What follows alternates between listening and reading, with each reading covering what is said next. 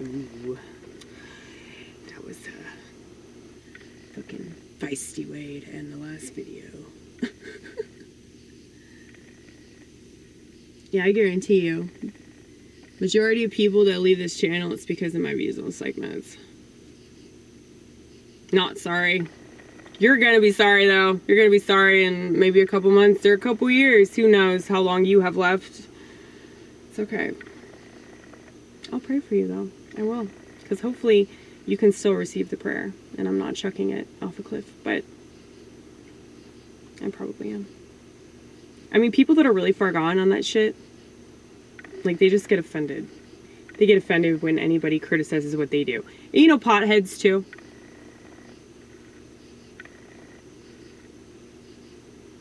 Drunk people. I know, I got really pissed off when people try to take away my bottle.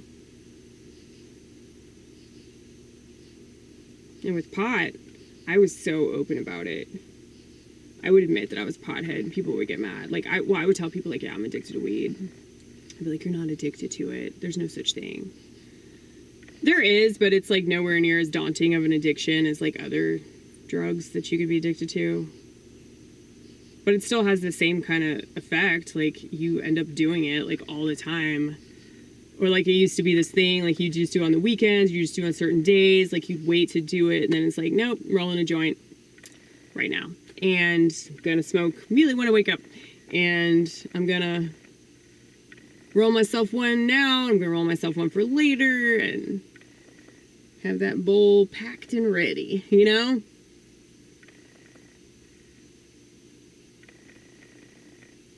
So it's one thing if it's like you buy like extra liquor, extra drugs for like a party or a party. I don't know why I said it like that, but this is my girl voice, can you tell?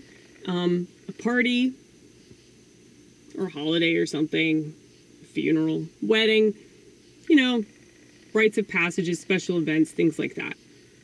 But if you're an addict, well, first it starts off as a habit, and then it turns into addiction behavior pretty quick. But it's really just an attachment, and the reason why you have the attachment is because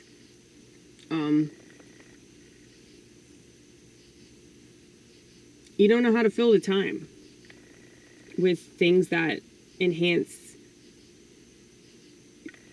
you know, like a positive state of mind, like things that edify you.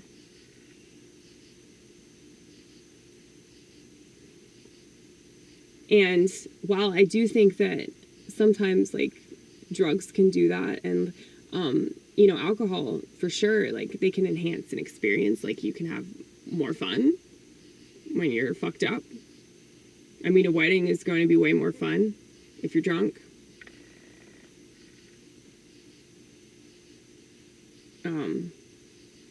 For obvious reasons. I remember the first time I got drunk was at my cousin's wedding. And that was, like, literally the best family get-together I've ever been to. Because I'm a black sheep, and I just feel super awkward around my family. I don't really talk to them. Because they're all really normal and boring, and I'm crazy. But when I was intoxicated, I talked to all of them. I knocked the bride over, too. I knocked the bride over and I told her I had a crush on her. And yes, she was my cousin. You can think that's weird all you want, but I'm adopted, so it doesn't count. Okay? She was cool. She's like the coolest cousin. She's still married to the guy, too. Like, all my other cousins have gotten divorced. She didn't get divorced. Like, she's still with the guy. And her son, their son, rather, he has cystic fibrosis. And she works at a burn unit. So I have so much respect for her, like, based off of those two things alone.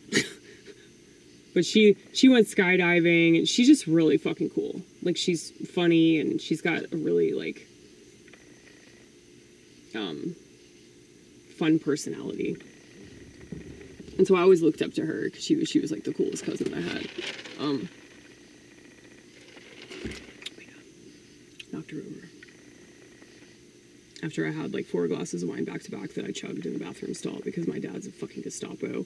And initially, because like my dad and I didn't have a good relationship at the time, and I was a liberal, and so I was just blaming him for everything. I was like, oh, like, I wouldn't have drank so fast if it weren't for my dad. Because there were 2 bars at this area where like the reception was.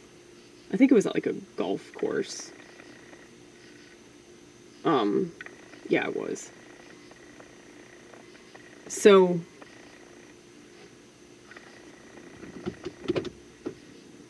when I got the first glass of wine, like my dad was like standing behind me. He was like, "What are you doing?"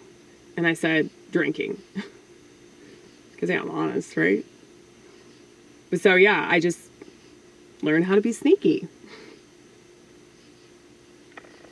And so ever so conveniently, there was another open bar that was right across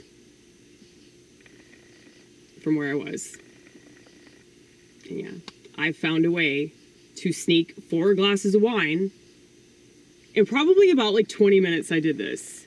And the fact that like the bartenders didn't notice that I just kept coming back, and I was like, hey, I need another glass of wine. Hey, I need another glass of wine. Hey, I need another glass of wine. And I just was like running to the bathroom stall.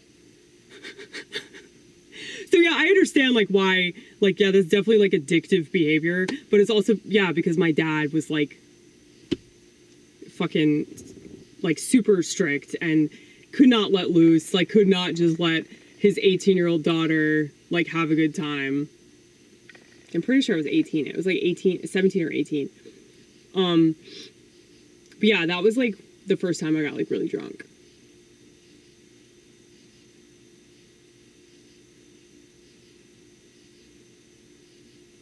But yeah, it was awesome though. I do remember that. And I remember my dad being so fucking pissed off because like the next day, like I didn't have a hangover.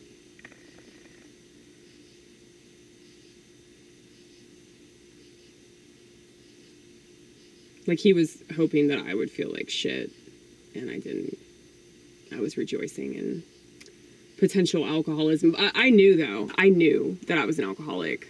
Like all these other people in my family were calling me an alcoholic, but I knew that they were right, but not for the reason that they thought. So like I know that my behavior definitely like seemed very like extreme. But my dad's pretty extreme, you know, like people always ask me if he's in the military. But yeah, like people I know that grew up in the military, like people I know that like lived on a base, or you know, they have that military family. It's like they're either like a goody two shoes or they really fell off. So I was one of the latter, obviously, and my dad's not even in the military. You know, he just is really, really strict and like obsessive. Like I think he has OCPD, obsessive compulsive personality disorder. And I say that because I've studied him. I study everybody. But he's very narcissistic, but I feel like it's coming from a more like he has to be in control all the time, you know? But like when it comes to cleanliness and when it comes to like being on time and, you know, following rules and everything, like he's very much like oriented that way. So it's good to study the personality disorders because then you'll understand more and more about the world. But, I think that that's the only thing that the DSM got right. And you don't see many psychiatrists, psychologists, or therapists like diagnosing people with a personality disorder the way that they diagnose somebody with bipolar or schizoaffective or, you know, a generalized anxiety disorder. Because let's face it, people that have a personality disorder, they're pretty fucked, right? I mean, it's set in stone. So mood stabilizers are ever so convenient because then they can just throw pills at that person and say like, oh, you can regulate it, or you can sort of keep it at bay. And I can understand the appeal of that, by the way. Okay. But if that's not what's happening, then that's not what's happening, and you probably should figure out something different, you know?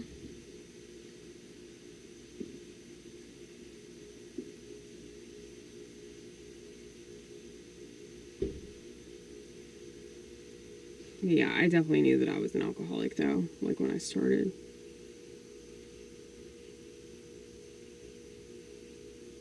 Like, I did have fun, like, somewhat. But that time period was so short-lived, and it became so obvious, like, that I was a total wreck. And an emotional basket case and all that. And so it's interesting that I got, like, introduced to AA and all that. But because I was on medication, I feel like that's really the reason why I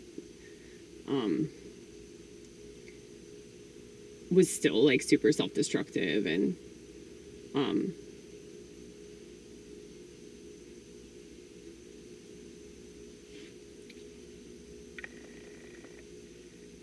I let a lot of things get to me. You know, I was insecure, and, you know, there were people that I met that weren't good examples of the program. You know, much like with religion, there are so many terrible examples of what Christianity has to offer. And I'm sure that's true in every religion. But,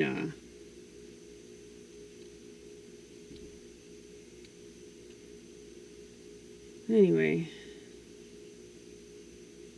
Yeah, don't let people ruin what something can be for you. Like, if you get something out of it, but there are, like, a bunch of people around you that, like, use that same thing to just be more narcissistic, or, you know, same with, like if you're doing a drug, you like it, it's good for you, but other people don't agree with it. I mean, like, if you're taking medication and you feel like it's a good thing for you and you think I'm totally wrong about that, that's fine. You should probably continue to take it, because that's your conscience, you know? I'm just trying to provide alternative information that's not readily available. That's all. And I have a lot of experience with that sort of thing, and I've done a lot of research on that sort of thing, but I'm not going to argue with you because it's your life decision. It's your brain. I just don't want you to destroy it. That's it. But I don't know. I mean, a lot of people that I really like a lot of comedians and, you know, some musicians, like, they've taken medication. It's just, like, at some point, like, it stops working for them, or, like, they just stop making shit. They experience that, is that how you say it? Anhedonia.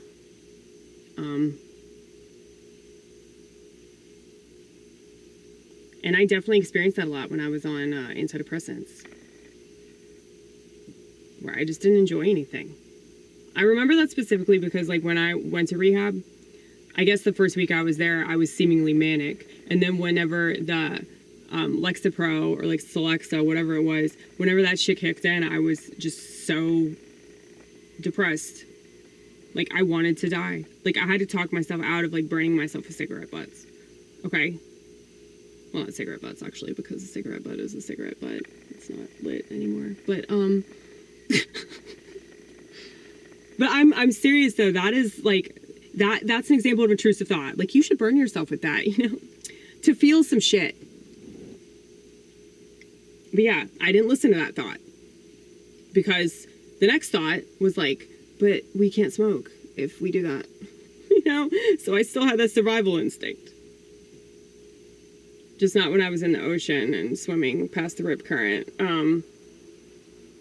But see, that's the thing, though. Like, when I was in a controlled setting, so when I was in this, like, institution to get off drugs and they put me on antidepressants,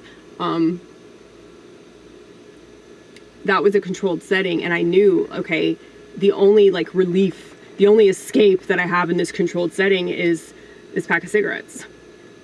So that makes sense. But when I was out in the ocean, that really is like probably the best example of an uncontrolled setting. Okay, and and you know, I was with my boyfriend's family, who I despised. I did not want to be there. And so I was obviously, like, really, really uncomfortable and insecure, and it just made sense to, like, test the waters, quite literally. And yeah, almost drowned. And I remember like praying when I was out there. And it's like I hadn't prayed in a while, but I remember like calling to God when I thought I was going to die.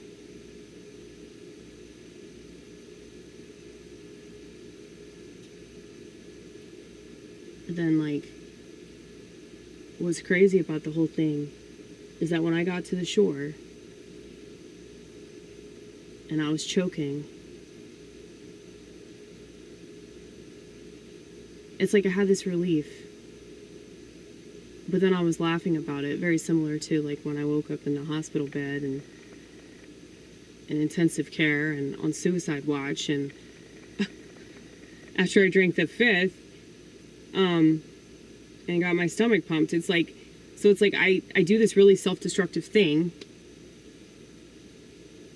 and then I'm like, wow, I didn't die again. Wow, that's crazy. Like, obviously somebody was looking out for me, right? But then I'm just laughing about the whole thing, like just laughing off the fact that I'm so self-destructive and it's just a joke.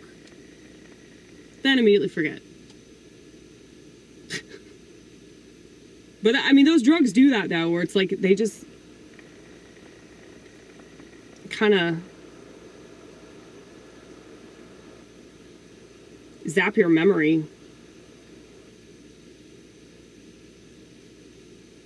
Yeah, I call it a blue out. It's kind of like when, you know, when you black out, you know, you don't have any recollection of what happened. But a blue out is kind of like when you're in and out.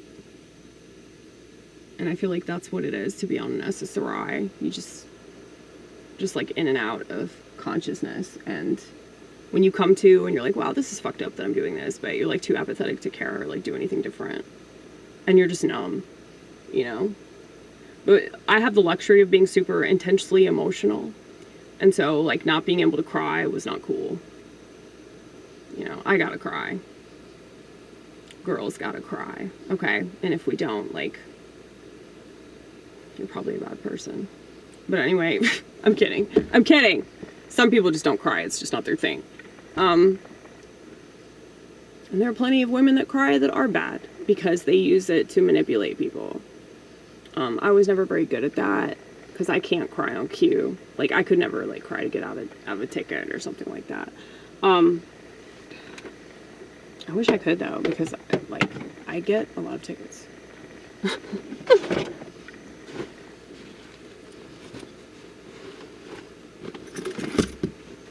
Anyway.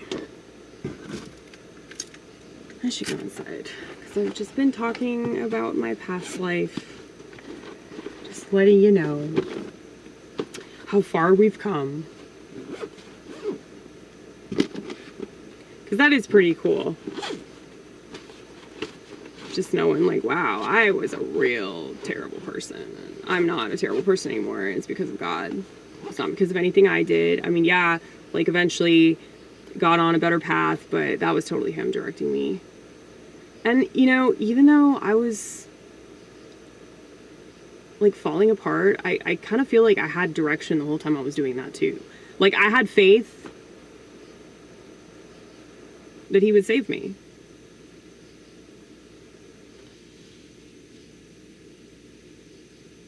I don't know, it's weird, isn't it? He knew that I would eventually praise His Son.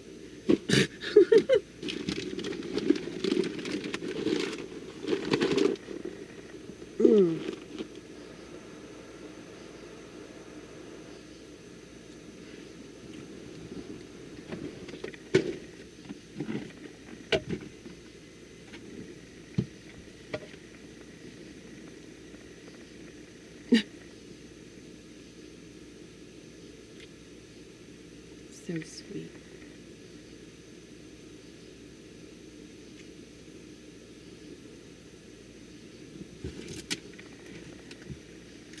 Look at what happened to propaganda. He's an amputee now. I kept like gluing it back on. I still have it. I refuse to let go. I kept gluing it back on, but it just kept falling off because of the heat. And I was like, we should just accept this. The both of us, we should just accept it. He was fine with it because he's an inanimate object. I give him life with my just incredible imagination. But yeah. It's okay.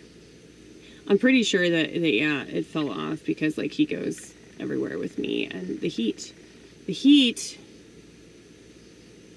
is really fucking with his plastic. I just hope this one doesn't fall off too. I'm worried about it. Yes, these are our concerns. Like, this is what I'm worried about right now. Like, I know that this is definitely a luxury problem. Okay? But anyway.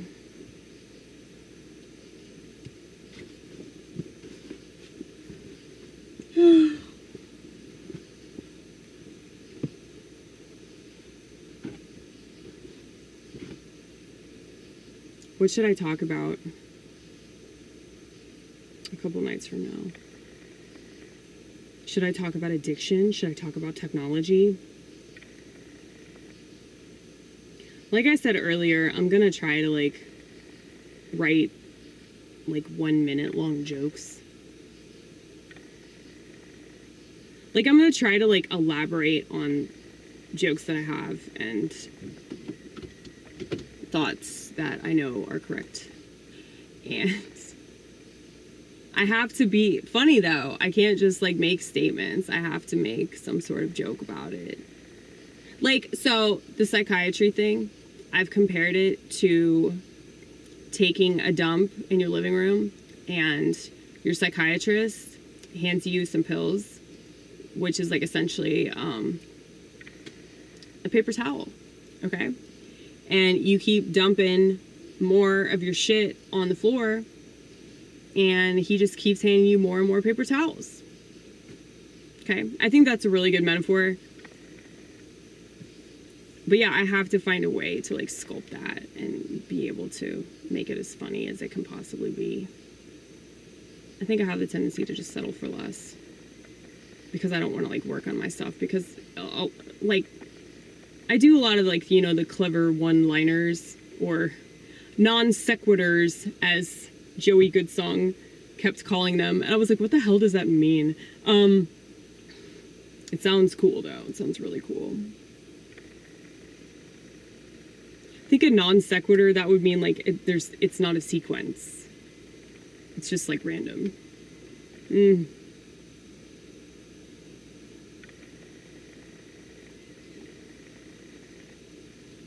Yeah, I guess like there's a lot of stuff that I really do want to talk about. I really want to elaborate more on, you know, why psychiatry is a mistake and why technology is a form of crack, and why if you give your kid a tablet, you might as well have just, you know, aborted them. Yeah, like I want to go into stuff like that.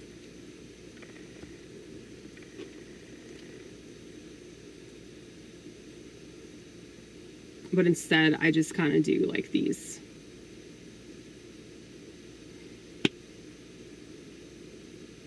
like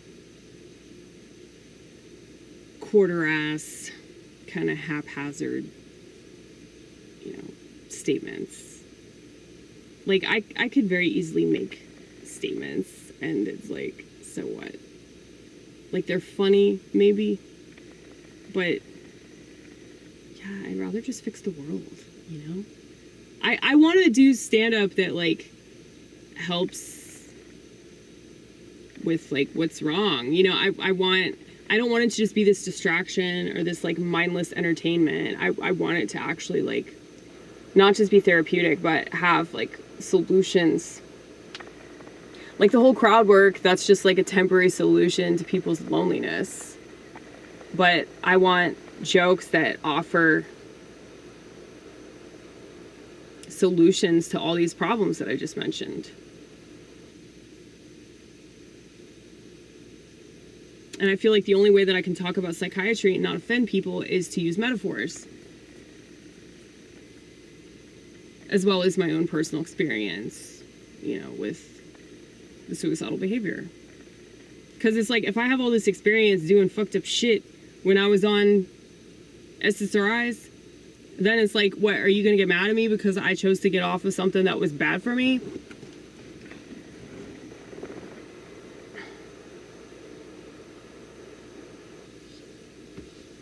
But, you know, when my original psychiatrist prescribed me medications for, like, bipolar disorder, you know, I told him, I was like, I don't think I'm bipolar. I think it's more complicated. And then I started, like, doing more research, and I thought I had borderline personality because it was very similar, but no medication required, right? And doctors don't want to fuck with borderline personalities because we're intense, complicated. Borderlines are like the most interesting people to work with. I would say that if you are a therapist or, God forbid, a psychiatrist, they would probably be the most rewarding patients to work with, because when you actually are able to help them, you know, I mean, I know this for a fact in like the borderline personalities that I've worked with, and I've been able to sort of guide them. But yeah, like, I think that's kind of like what, you know, what the purpose of the 12-step program is like to have crazy people help other crazy people, and like they're mainly narcissistic, but like I think that that should be the case for like every type of ailment. You know, it's going to be like one crazy person helping another crazy person,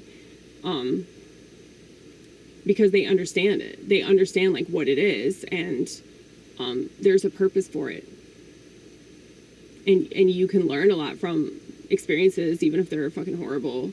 So that's specifically the issue with psychiatry. You're not really learning much, if anything at all, from your experience, because you're not like conscious of it, you know?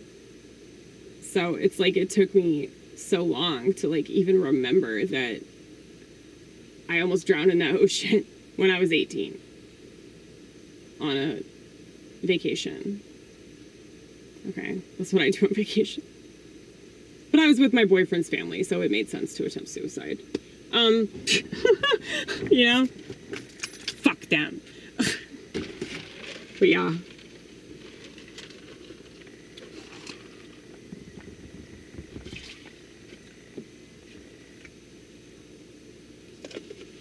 But see, that's the thing. Like, that's the kind of crazy shit that I would do, and I would rationalize it. And it wouldn't even occur to me, like, how selfish and, like, how terrible it was, like, because I just thought it was funny. I thought my life was just a total joke, and so I was just constantly testing God. But he kept proving to me, like, bitch, I need you for some shit later. Okay, so you're gonna have to stick it out just a little while longer.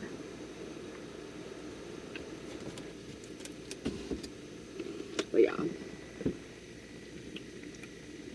I guess he was right.